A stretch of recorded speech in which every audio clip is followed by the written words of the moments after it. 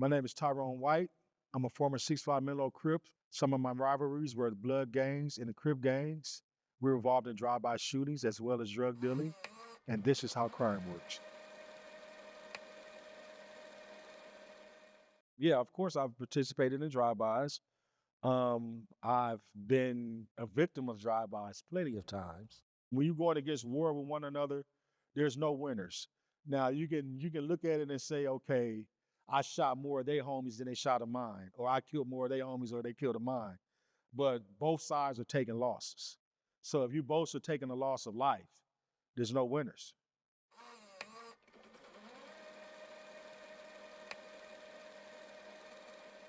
When I was coming up, the guns that were used in gangbanging were the 9mm, the 45s, Mossberg 12 gauge shotgun pump, AK-47s, Tech 9s. The first gun that I ever got placed in my hand, given to me as a gift from one of my homeboys, was a 25, a chrome 25, little small 25 with the pearl handle. Had like 7 shots, 6 shots in it or something like that. And as you got older and you learn more about guns and elevate yourself, of course, you get bigger guns. Guns are sold on the street like dope is sold on the street. You can even buy guns from enemy gangs because right now it's a business. It's about making this money. They come from everywhere. Now, where they get them from could be from the police force. It could be from the military. You can never be caught what we call lacking or slipping. You got to always be ready. You got to have enough firepower. You are ready for war at all times.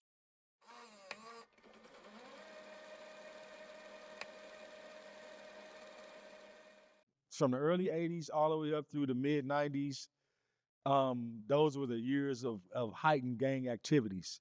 So drive-by shootings were nothing. You could literally turn your news on every day during those years and see a drive-by shooting. I mean, every day. We had a drive-by shooting to where that I participated in. I walked in the house and I remember seeing it on the news. I must have been about 15 at that time. I remember my mom was on the phone and she was like, I'm so tired of these kids shooting one another and killing one another. And I remember thinking to myself, like, man, she has no idea that I was just in this situation. She never found out about it, but I just remembered the way that I felt listening to her on the phone, telling her friend, like, man, these kids need to stop this and this is crazy. And there's another situation to where we were getting ready to go out on what they call Sunday Fun Day, when all the lowriders, all the motorcycle clubs, all the car clubs, all the gang members, that's like the one day to where all the gang members, enemies, everybody can congregate in one area on Crenshaw Boulevard. I remember we seen a car pull up to the corner. And usually when you see cars pull up in the corner with no lights or anything like that, you know that's a sign of something that's gonna happen. And all you see was guns come out the window and everybody just got to shooting at everybody. And we all just scattered like ants, just everybody screaming, hollering, running, scattering, because no one had guns actually on their person at the time.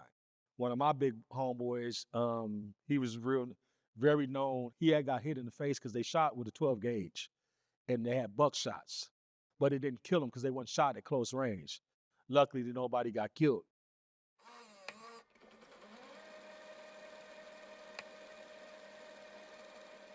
The Crips were founded in the 60s and by Raymond Washington. He formed the East Side Crips, which is on the east side of LA. Tiki Williams formed the West Side Crips. And through those two different foundations, different sets start to evolve. Different areas, the Hoovers, the East Coast, the Rolling 60s, the Menlos, all these different sets. The object and the goal was to keep this side of LA safe. But, as usual, things escalated, things multiplied, and violence became, shit happened. When Raymond Washington got killed, that's what caused the division. That's when Crippin became divided between the East and the West, and different things start happening in different subsets. And it just became like a disease. one Crip set betrayed this Crip set, and then it just caused a never-ending feud. Bloods used to be the main rivals of the Crips, but now there's just as many Crips are against one another than there are Bloods. A lot of Crips and Bloods have become allies because they share the same common Crip enemy. For example, the A-Trade Gangster Crips, they have a peace treaty going on with the Inglewood family Bloods, and that's because their borderline is connected right next to one another. So since our neighborhoods are so close to one another, you got to come through my neighborhood to get home. I got to come to your neighborhood to get home. Let's make this a blood-free zone. No violence. Not saying that we're homeboys or we're just a close hood, but let's keep the peace between this dynamic, between this area. The beef between the 6'5" Menlo Crips and the Hoover Crips, it goes way back. We actually all grew up together and went to school together. We became one of the biggest enemies to the Hoovers because our sets are so close to one another. To get to the Hoover hood, you got to come through our hood. You know what I'm saying? And so for us to get to other parts of the city, we got to go through the Hoover hood.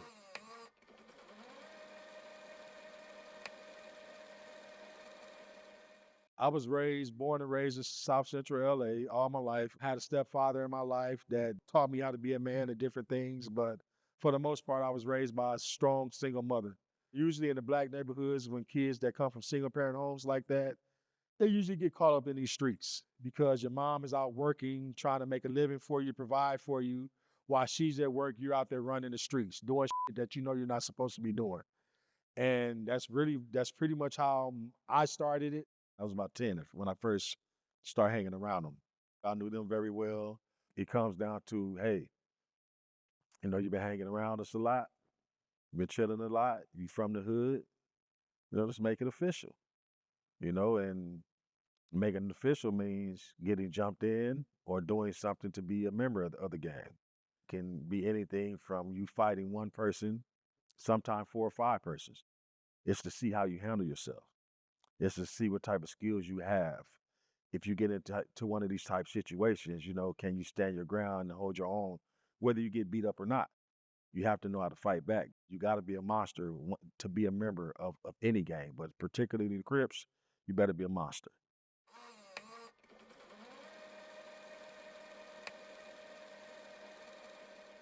The word Crip was really originally meant community, resistance, and progress. It was a way to bring the community, to uplift the community, to protect the community. Of course, they took on a moniker and the appearance of a gang because, according to the dictionary, a group of 5 or more people is considered a gang. To be a Crip, you have to carry yourself a certain way. You have to walk a certain way. But for me, the allure was I loved the color blue, and they wore blue rags. They wore blue jeans. They wore blue belts. They wore blue Chuck Taylors. The dress code for me back when I was an active Crip in the 90s, in the early 80s, it was definitely 501 Levi jeans, creased. I would go buy a can of starch and literally spend about an hour ironing my pants, layering the starch to a point to where before I even put my pants on, I could stand them up. Crips wore K-Swiss because it was an acronym. It was actually a disrespectful term towards the Bloods. It was called K-Swiss stood for kill slobs when I see some. Slobs is a disrespectful term towards the Bloods. If you wasn't a Crip, you couldn't Crip walk. If you wasn't a Crip, you didn't know how to Crip walk. And so to learn how to Crip walk and to actually perfect something like that was like a badge of honor. It's a cool thing. It's when you look at it, the feet movement, the way they dance, the way they do it, the way they incorporate certain moves, along with the hand signs and the hand signals. Words that you Crips usually use, which was part of the lingo, was, of course, cuz. Everything we say would start with a C. If you had to say burger, you say kurger. If you say you say sitch. It's just different things that you could replace the B with a C, you would do it. And that was the same thing with the Bloods. Anything with a C, they wanted to eliminate it. And it may sound strange, and people might be, no, that's stupid. Y'all sound stupid. That was our language. That was the way that we talked. We understood it. And that's all that matters. And if you disrespect us and tell us you sound stupid, you might get your ass whooped. Of course, they throw up the C. You know, the C is just, you just take your hands, you make a C with your hand. And now your set, your actual neighborhood, your Crip neighborhood, like the 60s, they have their signs. The Hoovers, they have their signs. The Menlos, they have their signs. You're going to throw up that sign to represent, to let people know that you're actually from that set. You're from that neighborhood. We threw up the M. It was just an M. You just take your hands, cross your, which is just how Ice Cube throw up the W when he's in concert and doing taking pictures. Snoop Dogg throws up the W. You just turn it upside down and you throw up the M. Gang graffiti is a big part of the Crips. People that are coming in there, they know when they see that on the wall, the Rolling 60 Crips or the Menlo Crips or the 5-5 Crips, they know we're entering this gang. This is their neighborhood.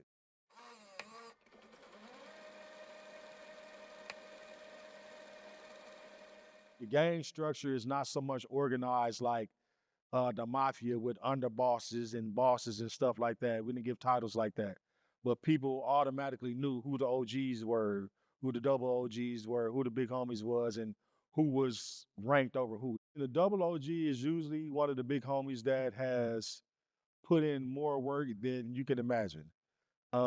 He's done it all. Killed, robbed, made money, been to jail, you name it, he's done it. Usually 50s, 60s, higher age, that they were around in the 70s, in the 80s when gangbanging really just exploded. They were at the top of their game. An OG really falls not too much different from a double OG, except that he may be a little younger, may have done a little less other crimes. Then you have some of the OGs that have turned their lives around and they just want to live life, have a family, have wife and kids, and they getting money. They're making money the legal way. So what makes them an OG is the fact that they're talking to the little homies, to the young homies, showing them and explaining to them how they were able to do this. Street soldier is exactly what that sounds like. A street soldier is going to go out there and put in that work for the OG, for the double OG, for the little homies, or just for the set and period. A street soldier has no limits. He's going to go out there and do what he has to do, no matter what. The little homies are usually, of course, what they sound like. The little homies that's looking up to the big homies. They're going to imitate, they're going to copy everything that the big homies do. And if the big homies is constantly going to jail, robbing people, shooting people, killing people, the little homies going to follow suit at some point. My main thing was always to look out for my big homie, or whoever called me they big homie, and make sure that he was taken care of and vice versa, because he does the same for me. He don't have to, but he does.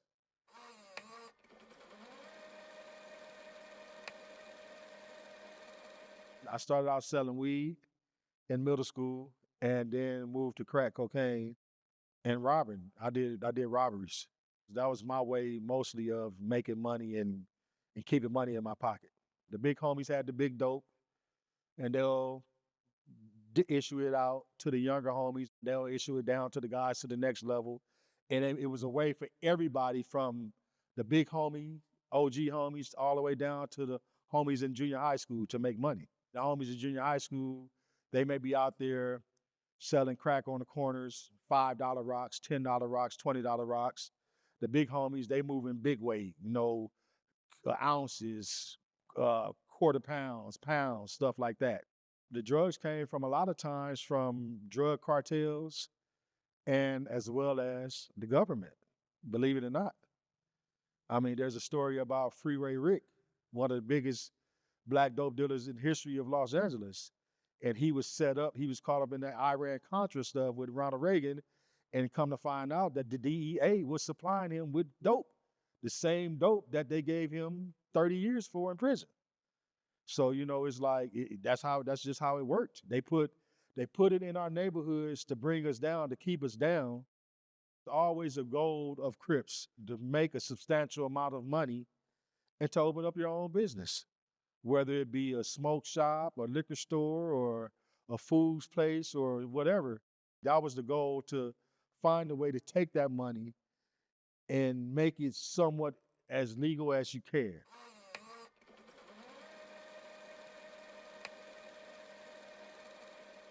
The LA riots happened in 92. I was 18 years old at that time. The LA riots was a result of the Rodney King verdict. Those four officers that were clearly guilty as hell on video beating Rodney King half to death when they were found innocent, that just sparked something in the community. I didn't never think I would see nothing like that. The ground zero of the riots happened 5 blocks from my house. I was sitting at home watching the news. I seen the news. So we jump in the car, we drive up to the riots. By this time, you got hundreds and hundreds of people starting to migrate to Florence and Normandy. So at this point, it just kicked off. Every spread like wildfire. Every car that came through the intersection that had a white person in it was getting attacked. I saw news reporters getting beat up. I saw cameramen getting beat up, getting the cameras taken from them. And at that time, it really didn't matter what gang you were from because now it's a black against white thing now. So it didn't matter if you was a blood or a Crip or whatever you was, even though it was such a messed up day, it's such a fucked up day, it was also a day to kind of rejoice because that was the first time in a long time that you saw common enemies, Crips and Bloods and Mexican gangs come together against this one common enemy, the LAPD. And so after days of rioting, some of the community leaders like Jim Brown, the football player, a couple of popular gang leaders from different gangs, from different areas, different sets, had a meeting and decided that this was the perfect opportunity to try to bring a peace treaty, a truce between the gangs. Even though it was something bad that caused us to get to that level, it still was an opportunity for us to bring things together.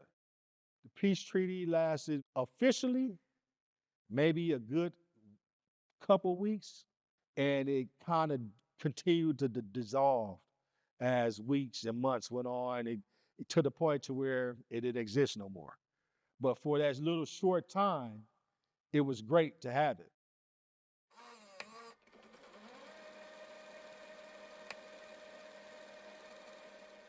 When gangster rap came out, it introduced a lot of cripping, a lot of Crips.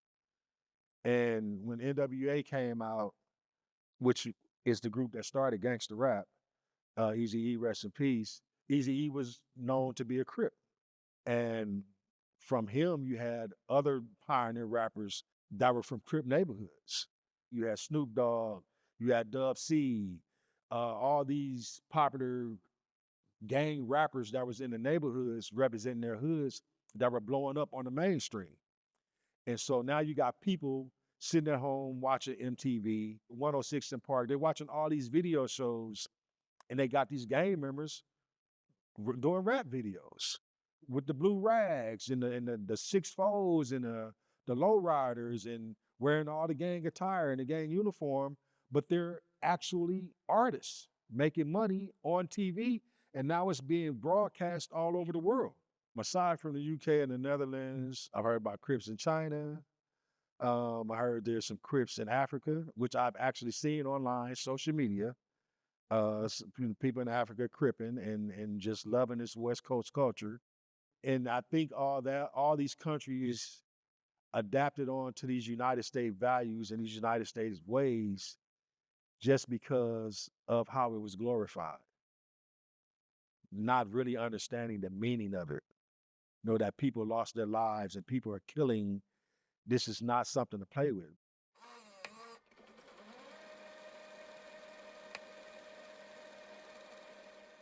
In 1994, I went to Oklahoma. I got a football scholarship to go to Oklahoma to play football. That's pretty much really what saved me from being killed or anything else bad happening to me on these LA streets.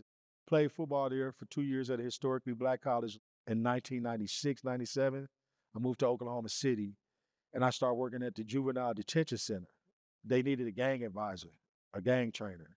So of course I was qualified for that. Just volunteering my time, talking to the kids and, educating them on gangs and telling them because I had no idea Oklahoma had a gang problem. So I went and I sat down with the chief of police to see exactly, where did he want me to go with this. I did 2 years in the school system. They came to me and asked me did I want to interested into transferring to the streets, basically running traffic, pulling people over, writing tickets, blah, blah, blah. I'm like, yeah, let me do that. I'll do that. See what that's like. Cause I actually want to see how they dealt with drug dealers with me being on the other side of the law. And all the complaints that I had as a criminal, all the police brutality, all the mistreatment from the police, I got to witness that firsthand working with them. And a lot of times I would have to intervene on like, hold on, like, it was a couple of times where they had to have that conversation with me. Look, either you with us or you with them. So even in the training in the police academy, I dealt with racism. I dealt with discrimination because a lot of those officers felt like this dude is a criminal. This dude is from the streets. How in the hell are you guys gonna let him work with us? Blah blah blah. That's why even after I became a police officer and I moved back to California, I still ended up hooking back up with my old homies and old gang members, and I ended up going to jail. Even after being a police officer, I went to jail. My experience with the LAPD, they still haven't found a way to deal with communities and cultures that they don't know nothing about. It's the same tactics, dirty cops, bogus charges, planting drugs, mistreatment because of who you are or what you represent. It's the same thing. It hasn't stopped. The one way the police can bridge the gap with the community is to continue to work with those that want to work with them. Big U is example from Rolling 60s. Guys that are gang activists that are trying to do things to stop the gang violence and help kids in the community and bring some positivity in the community. The main thing is to save lives. And after you save lives, you want to create opportunities.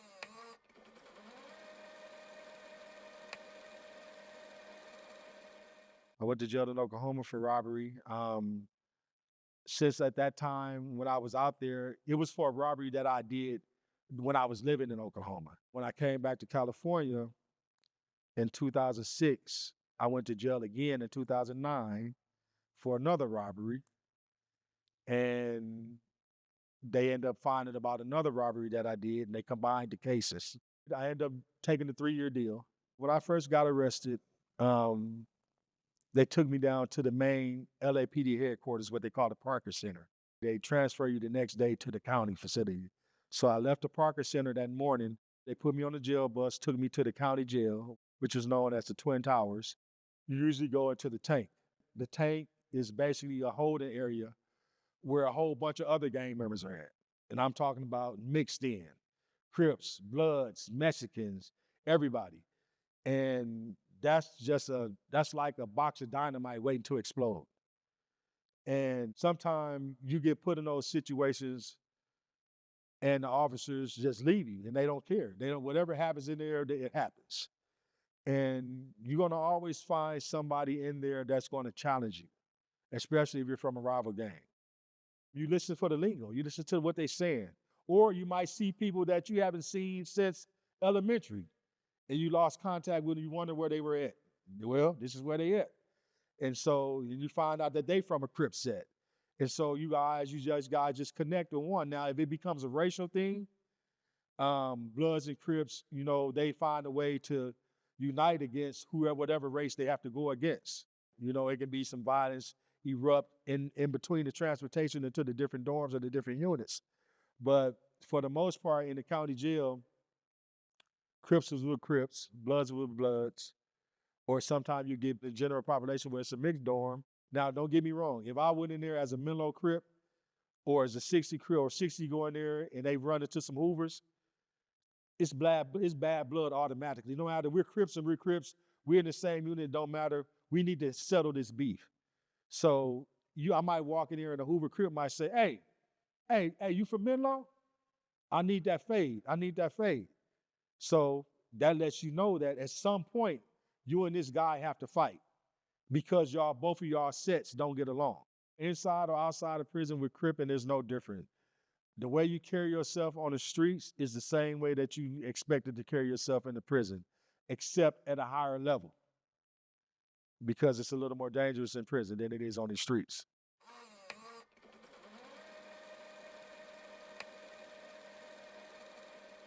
The thing that made me change my life was my kids. When I took the scholarship to the school, I was in the process of changing my life.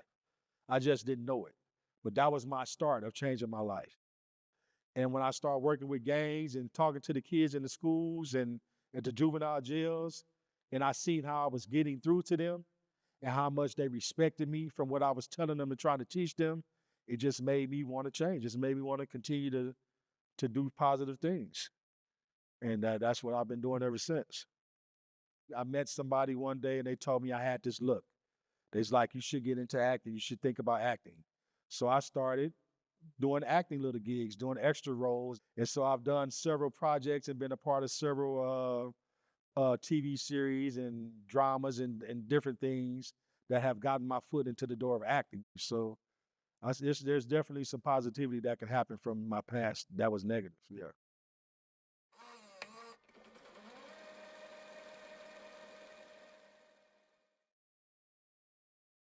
My name is Skipp Townsend. I'm a former member of the Rolling 20 Avenue Bloods out of LA, and I was active for over 27 years. And this is how crime works. As a blood gang member, I have to go out there willing to die or be killed just to stand my ground. When the feud goes, it's looking to make a statement, and the statement is going to be dead bodies. I do not believe anybody won because every neighborhood has over 100 obituaries.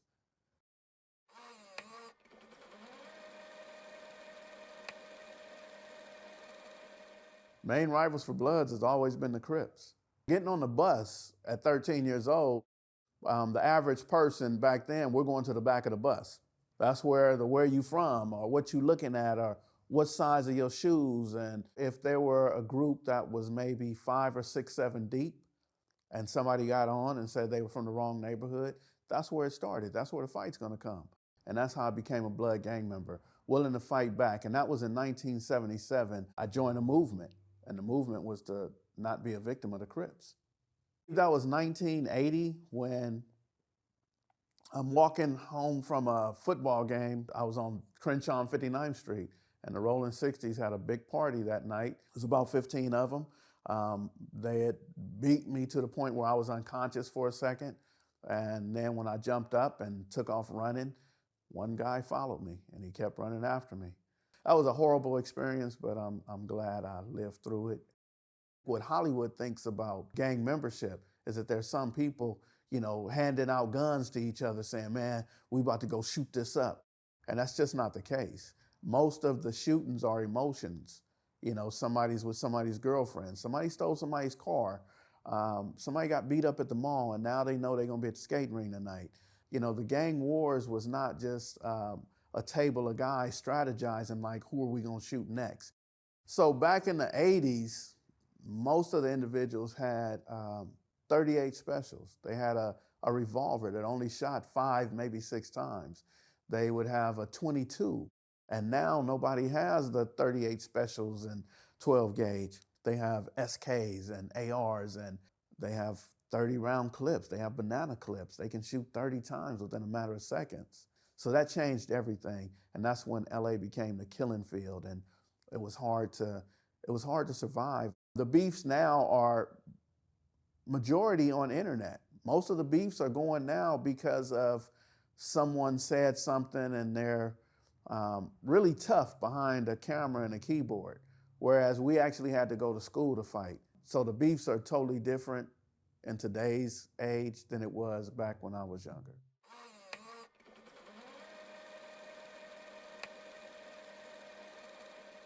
Drive-bys were happening every day. And I could tell you the time that I'm standing out waiting on one of my friends and a guy came down the street in a nice looking car. And I started walking in the street to go see the car. And as the closer he got, he started shooting at me. He was coming to do a drive-by. And I'm looking at the car, kind of unaware, didn't know who he was. It was war zone. There's an area in my neighborhood that we call Iraq. We call it Iraq because right here on 20th Street in Arlington, a father and son had got shot together in front of their house. Stuff like that happened. Every day I wake up, I don't know if this is the day. That's why so many people had to carry guns. That's why I carried a gun back in the day, because I did not know. Was I gonna have to use the gun today just to get home? Not to just intentionally go look to hurt somebody, but I just want to go home every night.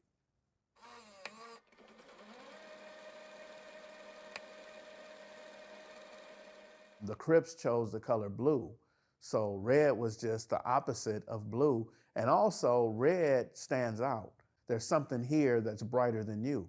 Let you know that we're brighter than you and not hiding. I didn't have to have on any red. If I'm wearing all beige, they'd be like, oh, okay, I see what you're doing. And they would know, okay, these are Bloods. But we didn't, some people who didn't leave their neighborhood would wear red shoestrings, red belt, red shirt, red hat. For me, it was doing a little bit too much. The terminology really, it progressed over the years. Everything would be like a big back be boo, smoke a cigarette, drive my bar to the beach, eat a bandy bar, have a cup of coffee. Everything was terminology used as a B. Number one blood sign is this right here. But then this is also a blood sign right here. So, but different neighborhoods have their own sign. See if I can still do this. So this right here is disrespectful. And I don't mean to disrespect anybody, but this is a C with a K in the background. So if you didn't know who you were talking to, instead of giving them your sign, you throw up the CK, which is to see if they're offended by it. CK stands for Crip Killer, right? Yes. And you don't want to say that. For me at my age, I don't want to do that, but what I do want to say that, if anybody's offended by me doing that, it wasn't my intent. I just want to show you guys what it was. I think the music industry played a vital part in promoting gang culture, made it prevalent, made it glorified. Just the rhythm and the excitement of being out of town and hearing an Ice Cube or a Snoop Dogg or a Tupac coming hardcore, it filled the spirit with confidence and invincibility. I'm invincible now. Young bloods today, a lot of them go to college. A lot of them are into videos. They're videographers. They're rappers. They're doing movies. They're entrepreneurs. Some of them work for different companies, but they still want to affiliate with the gang, with the blood culture.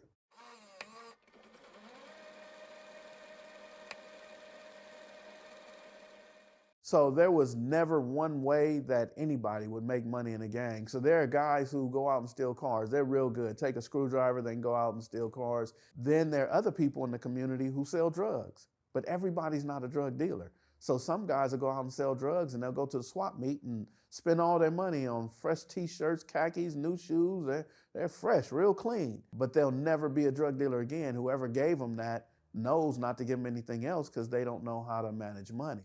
I would leave town. I would go sell drugs, but it was not ever to benefit a gang. It was to benefit. I had a Cadillac. I liked lowriders. I wanted to have a better lifestyle. The most profitable thing that I did was sell crack cocaine. I got to a point where I was making about $8,000 a day in Las Vegas.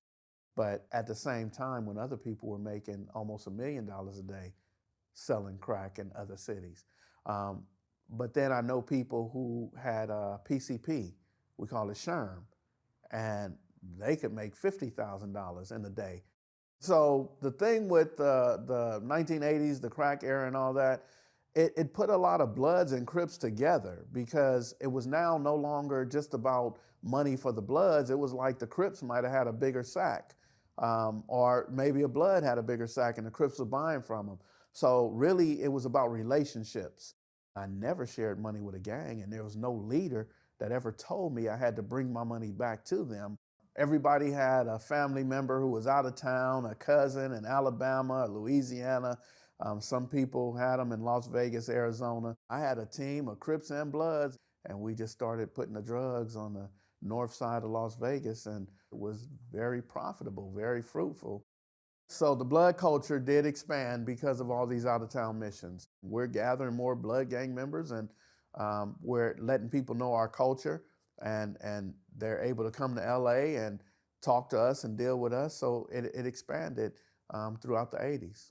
Even now today, some guys are old and they have their legitimate business. So there's several ex-blood gang members who now are millionaires. And it's not from selling drugs. It's because they bought trucks. I had tow trucks. Now they have dump trucks or 18-wheelers. So there's a lot of successful people who were once part of the Bloods. Suge Knight comes directly out of what is considered the Piru territory in Compton, and he got a legitimate business out of Death Row Records. Death Row Records came out and made a lot of music based on their relationship with the Crips. Now, Suge, being from the Piru area, is able to show that Bloods and Crips, or let me say Pirus and Crips, can be together. I would have used the Crips that's working to build relationships, maybe hire somebody from Southside or hire somebody from Santana Block or whatever the situation is, and we could have started building peace. And I think Suge did get involved in a couple of peace agreements. I think that's a good example of Pirus and Crips working together, and we don't have to kill each other.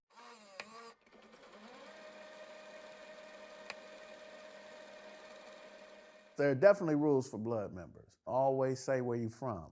If somebody say, where you from? Don't say, well, I don't bang, homie. You a Blood, you a Blood. Number two is never tell. Never tell on anybody. You can't even tell the Crips. If the Crips say, my name is John Smith, and I'm about to shoot you, pow. When the police come, who shot you? I ain't even seen him. I don't know.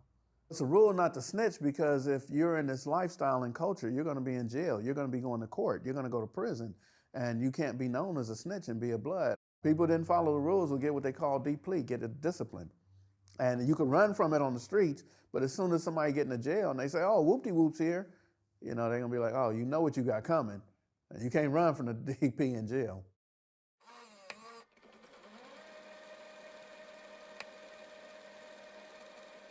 The way the territories are separated could be based on one street. As a matter of fact, there are certain streets I could walk down in LA, that's one neighborhood, and by the time I get to the middle of the block, it's turned into something else. The Rolling 20 Avenues were based at 16th Place and 2nd Avenue. Even though it was more towards 3rd Avenue, but because we're from 20s, we wouldn't say 3rd Ave, but everybody be hanging out on 16th Place between 2nd Ave and 3rd Ave. Being a part of Rolling 20 Avenues, there were well over 300. In any given time, some people would be in jail, some people were off, gone somewhere. So when the Blood started, there were a group of guys in LA that considered themselves the Brims. They did not consider themselves Bloods. There's another group of guys, the Outlaws, and that wasn't a gang, it was just a group. But as they started fighting the Crips, they got together with the guys from Athens Park, the guys from other areas too, the Pirus in Compton, and the villains, the Bloodstone villains on the east side, to make sure that the Crips weren't dominant. No matter if it was a parade or no matter what the situation was. So even though they came together and considered themselves, as one, like a blood connection, but everybody has their own area. There's the Rolling 20s, which is your area. And so that's just to be able to identify where you're from. So for me, there's no difference between the Bloods and Pirus. However, there's some people that say there is a difference, but if we're standing on the same corner, you don't know the difference. All Bloods are not all African American. We have Belizean homies, we have Jamaican homies, we have a couple of guys who are white. So it was never about just African American. In other cities, other states, I know they're in Detroit, New York, there's a lot of them in Georgia. They are emulating something that we've actually gone through. There are individuals who live on a street, and one street is one neighborhood, and the other end of the street is another neighborhood. So those are things that can't be emulated, and that's just what's so different about LA. So yeah, and there's no hierarchy. In most of these cities I hear they pay dues and they have a timeline, and man, there is no person who could ever collect dues. Not in my neighborhood. He'd be in trouble because everybody would try to get the money back, and it doesn't make sense. There's no organization where I'm from. Everything in LA is unorganized until you go to a California prison. Then that's when the organizational structure comes in.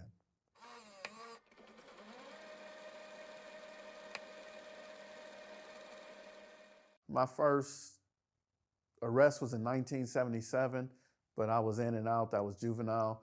I started getting locked up in 1982 as an adult. I spent from 1977 to 2009 either on probation, on parole, in custody, or on the run. I had drug cases, I had firearm cases, I had attempted murder case. I had a perjury where just getting a license in another name, they sent me to jail for 9 months. Violation. So there's a number of different things I was arrested for. Anything you could think of in prison, bloods are associated with it. Whether it's not always contract killing, but it's drug selling. It's getting cell phones. The UBN that started in New York was totally different than everything we were doing out here in LA. And they had a hierarchy, they had a level of command, and they really organized. Going to jail in 1982, I was able to maneuver in what they call general population. So I'm in and out general population, and later in the 80s, I would go to the blood module because that whole 9,000 floor was just full of Crips, and it was a free-for-all. It's like 100 and something people in there, and whoever's the deepest Crips is gonna beat up the other Crips, definitely all the Bloods. Emotionally in jail is horrible. Jail is the worst place in the world. Being away from my family is the most horrible thing for me. I think mass incarceration took out not just the Blood gang or the Crip gang, or they took out our families. They destroyed our families. They destroyed the fathers and mothers having to leave the house. California has the most incarcerated individuals in the country, and this country has the most incarcerated people in the world. When Arnold was the governor, he spent $7.2 billion in building more prisons, but he didn't build any junior colleges. I think that people need to have a trade because they might not do well in a 4-year college, but he didn't invest in that. He invested in the prison system.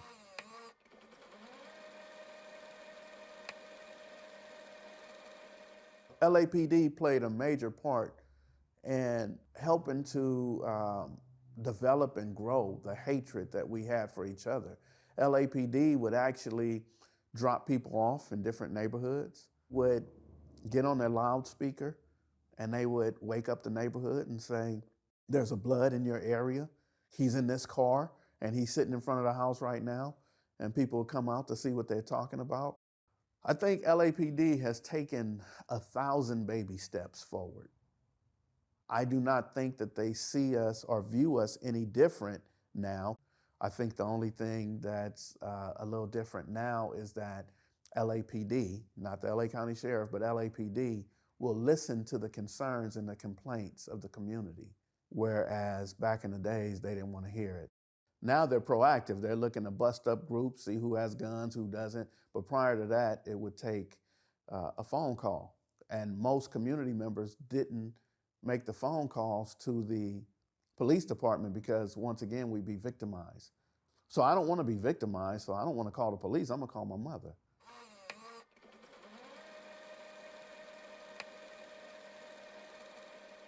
So there was never a year that I decided to leave the gang life. In 1998, when I was in jail facing 2 life sentences for the attempted murders, I knew that this was not where my future was, and I didn't have anybody to talk to. Everybody was either on drugs or talking about robberies, and I wasn't doing robberies. I was owning a tow truck business. So when I came home, I just stopped going around my community. However, my kids were still there, and my community members were still dying. So I never left the community. I just left that part of me that wanted to help be ignorant. So then as I started Second Call, I started helping individuals get jobs, getting their careers, get their high school diploma, help them start getting shoes and clothing for school. So now that I'm a positive part of the community, a lot of the young people have no idea who I was. So they just know me as this person, but they don't know me as the person with the gun or who went to war or any of that type of stuff. In the city of LA, we have gang reduction youth development. So we have summer night lights at parks where during the summer months, the city pays for certain activities to go on from 7 to 11. It used to be a little later till midnight. But what they do is they get everybody tired. They do free food, they do face painting, their prizes, and that's from the city of LA that use intervention workers. But also on the outskirts, they have the police to kind of monitor to make sure nobody comes and disrupts what's going on.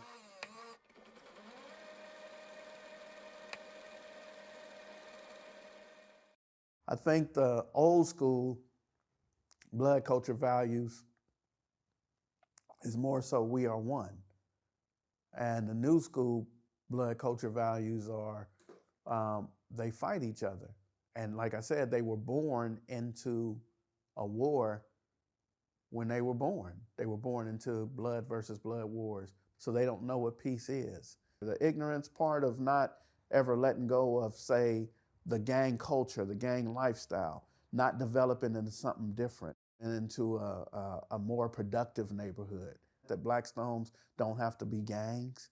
You know, the jungles don't have to have a gang, but there needs to be more development. And don't get me wrong, there are people who went off to play professional sports. There are people who are making $1 million off of entertainment, but I just think that there's so much more that could be. There's healing circles in the jungles. They're doing expungement clinics. There's so much that's going on, but I think that the culture, the mindset never changed.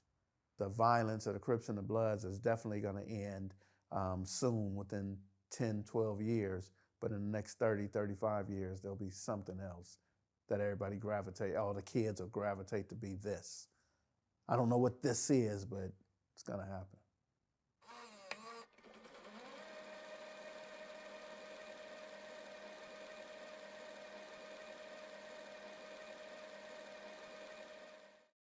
Hi, I'm a producer on How Crime Works. If you enjoyed this, please subscribe and comment below with more topics you'd like to see us cover.